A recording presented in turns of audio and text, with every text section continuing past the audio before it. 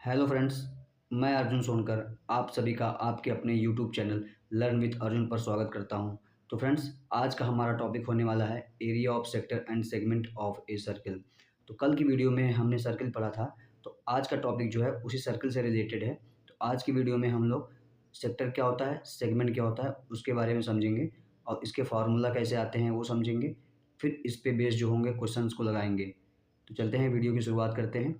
अब पहले समझते हैं कि सेक्टर क्या होता है, सेगमेंट क्या होता है, माइनर सेगमेंट क्या होता है, मेजर सेगमेंट क्या होता है, माइनर सेक्टर क्या होता है, मेजर सेक्टर क्या होता है। फिर इसके फार्मूलाज को हम समझते हैं। तो देखिए, यहाँ पे हमने एक फिगर लिया हुआ है। तो इस सर्कल में अगर अगर मान लीजिए ये सेंटर है, इस सेंटर से मैंने दो रेडियस ड्रॉ कर दिया। दो रेडियस अगर मैंने ये ड्रॉ कर दिया, इसका नेमिंग कर देता हूँ। मान लीजिए सेंटर ओ है, इसका एक रेडियस ए ओ है और एक क्या है, ओ बी है। तो अगर ए ओ और ओ बी दो रेडियस हैं, तो उनके बीच के एरिया को हम लोग क्या बोलते हैं, सेक्टर बोलते हैं। तो अब उनके एरिया के बेस पे उसकी नेमिंग की जाती है। अब देखिए, इनका एरिया जो है छोटा है, तो इनको हम लोग बोलेंगे माइनर सेक्टर बोलेंगे। और ऊपर वाला जो पार्ट है ये भी एक तरीके का सेक्टर है, क्योंकि देखिए ये भी दो रेडियस के बीच का एरिया है, तो इसको भी हम लोग सेक्टर बोलेंगे। तो ये क्या होता है, इसका एरिया नीचे वाले एरिया से ज़्यादा है, तो ये नीचे वाले से क्या है, वो बड़ा है। इसका नाम इसलिए क्या रखा गया है, मेजर सेक्टर। तो इसको हम लोग मेजर सेक्टर बोलते हैं। ठीक है, तो आई होप सेक्टर आपको समझ में आ गया होगा। अब हम लोग समझ लेते हैं सेगमेंट क्या होता है। अब पहले सेगमेंट समझने से पहले हम लोग समझ लेते हैं कि कॉर्ड क्या होता है। जैसे मान लीजिए एक सर्किल है, सर्किल पे मैंने क्या किया, दो पॉइंट ले लिया, एक पॉइंट यहाँ पे ले लिया, एक पॉइंट यहाँ पे ले लिया। इसकी नेमिंग कर देते हैं ए और इसकी बी। तो अगर मैं पॉइंट ए और बी को मिला देता हूँ तो ये क्या कहलाता है, कॉर्ड कहलाता है। जब किसी भी सर्किल के दो पॉइंट को हम लोग आपस में मिला देते हैं तो उसको क्या कहते हैं, कॉर्ड कहते हैं। अब देखिए, कॉर्ड के एक नीचे का एरिया है, एक कॉर्ड के ऊपर का एरिया है। तो जो कॉर्ड के नीचे का एरिया है वो भी आपका सेगमेंट है, ऊपर का एरिया भी जो है उसको कहते हैं, उसको भी सेगमेंट कहते हैं। लेकिन इनके एरिया के बेस पे इसकी नेमिंग कर देते हैं कि ये माइनर होगा कि मेजर होगा। जब उसका एरिया छोटा होगा तो उसको हम लोग माइनर सेगमेंट बोल देंगे, और उसका एरिया अगर बड़ा है तो उसको हम लोग बोल देंगे मेजर सेगमेंट बोल देंगे। ठीक है, आप लोगों को समझ में आ गया होगा सेक्टर क्या होता है और सेगमेंट क्या होता है। अब हम लोग समझेंगे कि इसके फार्मूला को समझेंगे। तो चलते हैं नेक्स्ट स्लाइड पर। अब देखिए, यहाँ पे हम लोग समझेंगे कि मैंने एक सर्कल लिया हुआ है। ठीक है, अब जरा पहले समझ लेते हैं कि इसका फार्मूला कैसे बनता है। जैसे मान लीजिए ये सर्किल है, सर्किल का एक सेंटर ये है। अब मैं यहाँ से एक रेडियस ड्रॉ कर देता हूँ। अगर इस रेडियस को मैं क्या करूँ, इस रेडियस को पकड़ के मैं इस सर्किल के अराउंड ऐसे घुमा दूँ। ठीक है, इस सर्किल के राउंड घुमा दूंगा तो मतलब ये रेडियस कितने डिग्री तक घूमेगा, 360 डिग्री तक मैक्सिमम घूम सकता है। 360 डिग्री मैक्सिमम घूम सकता है। ठीक है, अब हमको पता है कि सेक्टर क्या होता है। सेक्टर दो रेडियस के बीच का एरिया होता है। तो अगर मैं यहाँ पे दो रेडियस बना देता हूँ, ऐसे मान लीजिए यहाँ पे ये बना दिया, तो देखिए इनके बीच में एक एंगल बन रहा है। क्या बन रहा है, एंगल बन रहा है। इसकी नेमिंग कर देते हैं थीटा से। ठीक है, तो इस सेक्टर का एंगल, इस सेक्टर का एंगल कितना है, थीटा डिग्री है। ठीक है, तो अगर मुझे इसी सेक्टर का एरिया निकालना है तो हमको पता होना चाहिए कि ये जो सेक्टर है कितना दूर तक फैला हुआ है ये। तो हमको पहले इसका पता होना चाहिए कि एक्चुअल में है कितना। तो अब एंगल की हेल्प से हम बताएंगे कि ये पूरे सर्किल का कितना पार्ट है ये। ठीक है, हम लोग इस एंगल की हेल्प से बता देंगे कि ये जो सर्किल, ये सेक्टर है, ये सर्किल का कितना हिस्सा है ये।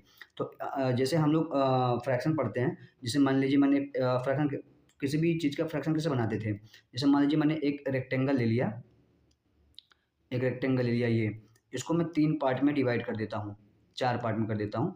तो मान लीजिए इसका मैं ये सैडेड पोर्शन बना देता हूँ एक को। तो इसका फ्रैक्शन क्या होता था, इसका फ्रैक्शन होता था, इस सैडेड पोर्शन का फ्रैक्शन क्या होता था कि ये चार पार्ट में से एक पार्ट जो है सैडेड है तो इसको ऊपर लिखते थे और नीचे टोटल पार्ट लिखते थे, तो नीचे लिखते थे 1/4। ठीक है, तो ये इस सैडेड पार्ट का क्या होता था, फ्रैक्शन होता था। तो इसी तरीके से अगर मैं इस सर्किल में जो सेक्टर है उसका अगर मुझे फ्रैक्शन लिखना हो तो कैसे लिखेंगे। अगर ये पूरा पूरा पार्ट कितना है, 360 डिग्री है, और जो ये सैडेड पोर्शन है वो कितना है, थीटा डिग्री है। तो हम इसका फ्रैक्शन कैसे बनाएंगे, थीटा अपॉन 360, थीटा अपॉन 360 बनाएंगे। ठीक है, ये हो गया, इस पार्ट का फ्रैक्शन हो गया। अब देखिए, अब हमको पता है कि हमको क्या करना है, इस सेक्टर का एरिया निकालना है।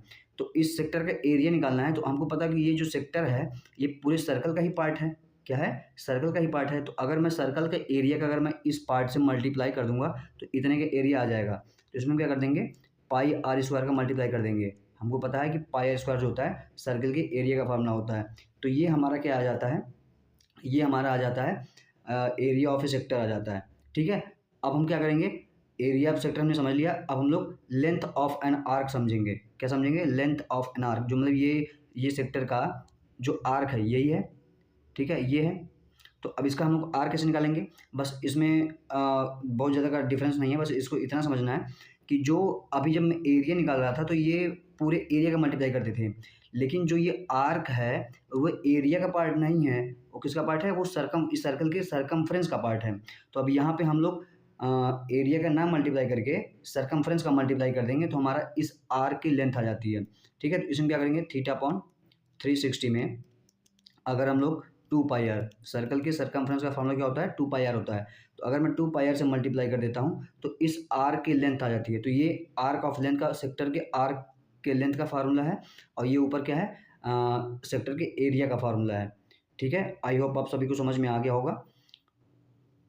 चलते हैं अब आगे। अब हम लोग सेगमेंट का एरिया कैसे निकालते हैं ये समझने वाले हैं।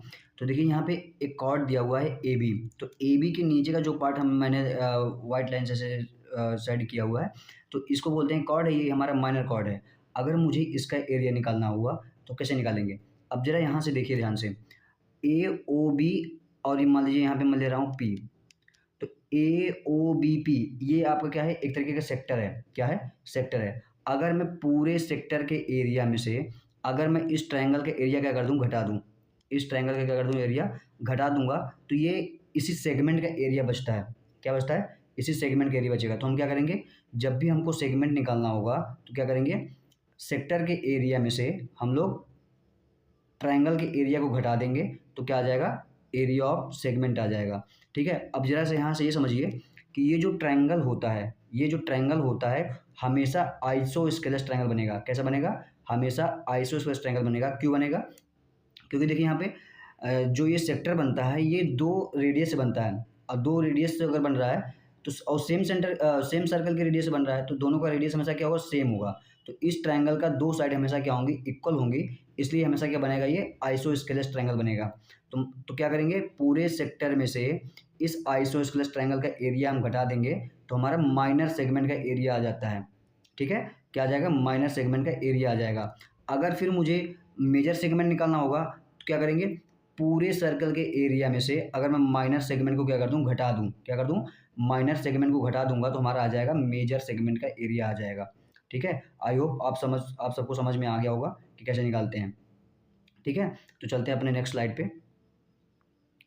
तो अभी हमने अभी बताया था कि एरिया ऑफ सेक्टर क्या होता है? Theta upon 360 to pi are square होता है, और लेंथ ऑफ एन आर क्या होता है? Theta upon 360 to 2 pi r होता है। ये इस पे बेस्ड हम लोग पहले कुछ क्वेश्चन कर लेते हैं। देखिए पहला क्वेश्चन हमारा क्या दिया हुआ है? पहला क्वेश्चन हमारा दिया हुआ है, find the area of a sector of a circle of radius 7 centimetre and angle is 60 degree. ठीक है, तो हमको क्या दिया है? एक सर्कल दिया हुआ है, एक सर्कल बना लेता हूँ। यहाँ पे मैं एक सर्कल बना लेता हूँ। ठीक है, एक मैंने यहाँ पे सर्कल बना लिया। तो यहाँ से मैं एक मैं सेक्टर बना लेता हूँ। ये सर्कल मैंने गलत जगह बना लिया है।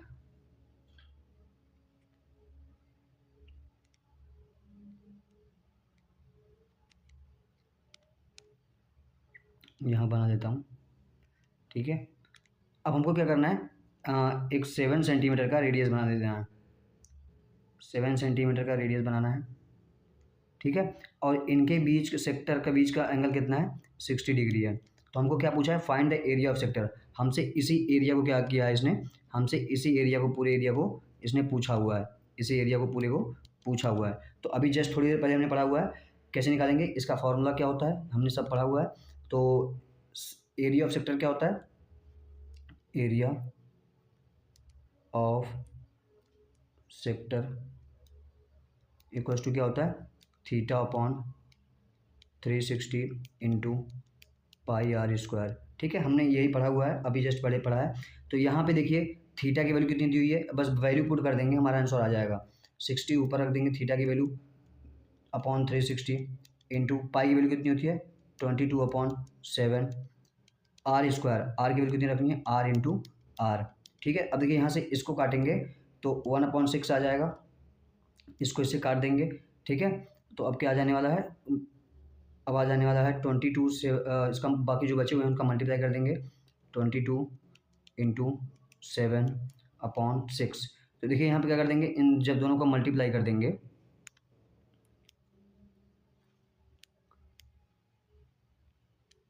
अब इन दोनों को जैसे मल्टीप्लाई कर देंगे तो क्या आ जाने वाला है, 7 2 14, 1 कैरी, 7 2 14 और 15। ठीक है, अपॉन 6 आ गया। तो अब इसका हम लोग इसको हम लोग डिवाइड कर देंगे, डिवाइड करने में कितना आएगा, 77/3 आ जाएगा। अब इसको हम लोग क्या कर देंगे, डिवाइड कर देंगे, तो 3 2 जा 6, 1 कैरी करेगा तो 3 5 जा 15, 25 पॉइंट समथिंग आने वाला है, 2 बच रहा है, 25.9 सेंटीमीटर स्क्वायर आने वाला है। ठीक है, तो इसका आंसर कितने होने वाला है, 25.9 सेंटीमीटर स्क्वायर होने वाला है। तो हम लोग चलते हैं अपने नेक्स्ट क्वेश्चन पे। अब देखिए इस हम लोग क्वेश्चन नंबर 2 को सॉल्व करने वाले हैं। जिसमें दिया हुआ है the area of a circle is 1616 centimetre square, find the area of a sector whose angle is 90 degree. तो इसमें हमको सर्कल का एरिया दिया हुआ है और जो सेक्टर है, सेक्टर का एंगल दिया हुआ है और हमसे एरिया ऑफ सेक्टर पूछा हुआ है। तो इसके लिए हम लोग क्या करेंगे, इसके लिए हम पहले सर्किल बना लेते हैं, फिर सॉल्व करते हैं। हमने ये सर्किल बना लिया, अब हम लोग इसका सेक्टर बना लेते हैं, यहाँ से ले लिया और ऐसे ले लिया। ठीक है, तो इसमें क्या दिया हुआ है, अब देखिए इनके बीच का जो एंगल दिया हुआ है वो 90 डिग्री दिया हुआ है। ठीक है, और हमको इसका एरिया, जो सर्किल पूरा का पूरा सर्किल है, इसका हमको एरिया दिया हुआ है 616 सेंटीमीटर स्क्वायर दिया हुआ है। ठीक है, अब देखिए हमको पता है कि जब हमको सेक्टर का एरिया निकालना होगा तो उसके लिए हमको रेडियस की ज़रूरत पड़ेगी। तो इसमें रेडियस नहीं दिया हुआ है, हमको दिया हुआ है एरिया ऑफ सर्कल दिया हुआ है। तो हम लोग एरिया ऑफ सर्कल की हेल्प से रेडियस निकाल लेंगे और फिर उसके बाद क्या करेंगे, सेक्टर के फॉर्मूले में रख देंगे तो हमारा आंसर आ जाएगा। ठीक है, तो हम लोग यहाँ से पहले रेडियस निकाल लेते हैं। तो हमको पता है कि सर्कल का फॉर्मूला क्या होता है एरिया का, तो pi are square equals to 616 centimetre square दिया हुआ है। तो पाई की value 22/7 into R square equals to 616 दिया हुआ है। देखिए अब इसको हम लोग काट लेते हैं, तो ये कट जा रहा है 11 से, 11 2 जा 22 और यहाँ से कट जा रहा है 11 5 जा 55, 11 6 जा 66। अब देखिए इसको फिर से काटेंगे, कितना आ जाएगा, इसको काटेंगे तो 28 आ जाएगा। अब बचा हुआ क्या पार्ट है, हम यहाँ डिनोमिनेटर में बचा हुआ है 7 और उधर न्यूमरेटर में बचा हुआ है 28। इनका आपस में क्या कर देंगे, मल्टीप्लाई कर देंगे। इनका जैसे ही मल्टीप्लाई करेंगे तो क्या आ जाएगा, आर स्क्वायर इक्वल टू 7 8 जा 56, कैरी 5, 7 2 जा 14 और 5 19। अब देखिए आर स्क्वायर इक्वल टू 196 आ रहा है, तो आर का अगर हम लोग आर स्क्वायर को उधर ले जाएंगे तो अंडर रूट में चला जाएगा 196। तो हमको पता है कि 196 किसका स्क्वायर रूट है, 14 का है। ठीक है, तो ये हमारा रेडियस क्या आ रहा है, 14 आ रहा है। तो अब हम लोग उस सेक्टर के फॉर्मूले में क्या कर देंगे, रख देंगे और हमारा आंसर आ जाएगा। ठीक है, यहाँ पे रख देते हैं। तो हमको पता है सेक्टर का फॉर्मूला क्या होता है, θ/360 इंटू पाई आर स्क्वायर। इसमें आप कंफ्यूज मत होइएगा कि पाई आर स्क्वायर कब रखना है और 2 पाई आर कब रखना है। जब हमसे इस आर की लेंथ ऐसे पूछेगा तब हम लोग उसका क्या करेंगे, 2 पाई आर रखेंगे। अभी हमसे क्या पूछ रहा है, ये हमसे सिर्फ ये पूछ रहा है कि इसका सेक्टर का एरिया बताइए। अभी इसका हम लोग आर की लेंथ भी निकाल के भी दिखाते हैं, तो अभी आपको समझ में आ जाएगा। तो यहाँ पे थीटा कितना दिया हुआ है, 90 दिया हुआ है, 90/360 इंटू पाई की वैल्यू कितनी दी हुई है, 22/7 इंटू 14/14। ठीक है, अब इसको हम काटेंगे तो कितना आ जाएगा, 1/4 आ जाएगा। ठीक है, अगर इसको यहाँ से काटेंगे कितना आ जाएगा, 2 आ जाएगा। ठीक है, अब इसको यहाँ से काट देंगे कितना आ जाएगा, नीचे 2 बचेगा और फिर इसको भी यहाँ से अगर काट देंगे कितना आ जाएगा, यहाँ पे 7 आ जाएगा। तो इसका आपस में मल्टीप्लाई कर देंगे, कितना आ जाएगा 156 सेंटीमीटर स्क्वायर आ जाएगा। ठीक है, तो इस सेक्टर का एरिया कितना आ रहा है 156 सेंटीमीटर स्क्वायर इसका एरिया आ रहा है। ठीक है, तो अब हम लोग थोड़ा सा इसका जो ये लेंथ ऑफ आर्क है इसको निकाल के देखते हैं, इसका आर्क की लेंथ कितनी आ रही है, या सेक्टर का जो आर्क ऑफ लेंथ है उसको कितना आता है उसको भी देख लेते हैं एक बार, जिससे आप लोग को ये क्लियर हो जाएगा।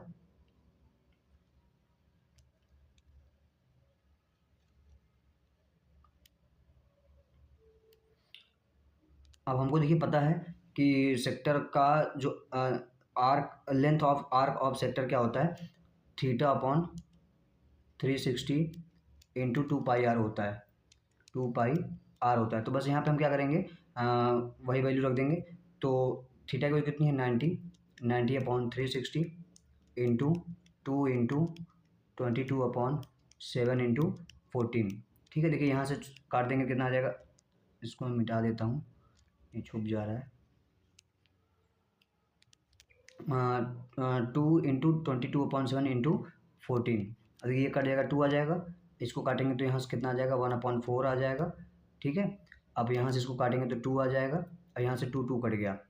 अब हमारा इसका आंसर कितना आ रहा है 22 सेंटीमीटर आ रहा है इसके आर की लेंथ। ठीक है, तो आई होप आप सभी को समझ में आ गया होगा। हम लोग चलते हैं अपने नेक्स्ट क्वेश्चन पे चलते हैं। अब हम लोग क्वेश्चन नंबर 3 को सॉल्व करने वाले हैं। तो थर्ड क्वेश्चन क्या कह रहा है, the radius equal to 14 centimetre, area of sector equal to 154 centimetre, find the angle. तो हमको सेक्टर का एंगल पूछा हुआ है, और हमसे क्या दिया हुआ है एरिया ऑफ सेक्टर, क्या एरिया ऑफ सेक्टर दिया हुआ है और रेडियस दिया हुआ है, तो इसको हम लोग निकालने वाले हैं। तो इसको कैसे निकालेंगे, हमको एरिया ऑफ सेक्टर दिया हुआ है तो हम इसकी वैल्यू पूरी की पूरी वहाँ पर रख देंगे। एरिया ऑफ सेक्टर यहाँ देखिए दिया हुआ है, तो एरिया ऑफ सेक्टर के फॉर्मूले रख देंगे, तो क्या आएगा theta upon 360 into pi value कितनी होती है 22/7 इंटू आर स्क्वायर, मतलब कि 14 का स्क्वायर, तो 14 इंटू 14 लिख सकते हैं। इक्वल टू कितना दिया हुआ है 154 दिया हुआ है। अब इसको हम लोग क्या करने वाले हैं, इसको हम लोग काटने वाले हैं। तो देखिए 7 से 14 कट गया तो बचा 2। अब देखिए इस 2 को मैं इससे काट दे रहा हूँ, तो ये बच रहा है कितना 77 बच रहा है। कितना बच रहा है 77 बच रहा है। अब देखिए यहाँ से 22 कट रहा है, 11 2 जा 22, 11 7 जा 77। ठीक है, तो अब जितना बचा हुआ उसको हम पहले एक तरफ लिख देते हैं, बाकी सबको एक तरफ। अब थीटा को यहाँ रख देते हैं, तो यहाँ पे बचा हुआ है कितना, इसको उधर ले जाएंगे तो कितना बचेगा, इधर 7 है, नीचे यहाँ 360 बचा हुआ है अपॉन 14 इंटू 2। अब इसको सिंप्लीफाई कर देंगे तो हमारा आंसर आ जाने वाला है। देखिए यहाँ से इसको काट देंगे तो 2 आ जाएगा, तो 2 2 जा 4 हो जाएगा, तो 360 अपॉन 4, इसका जगह कितना आ जाएगा 90 आ जाएगा। तो थीटा की वैल्यू कितनी आ रही है, थीटा की वैल्यू 90 डिग्री आ रही है। आई होप आप सभी को समझ में आ गया होगा। तो फ्रेंड्स आज की वीडियो में हम इतना ही रखते हैं। तो अगर आपको वीडियो पसंद आया हो तो इसको लाइक करें, शेयर करें, सब्सक्राइब करें।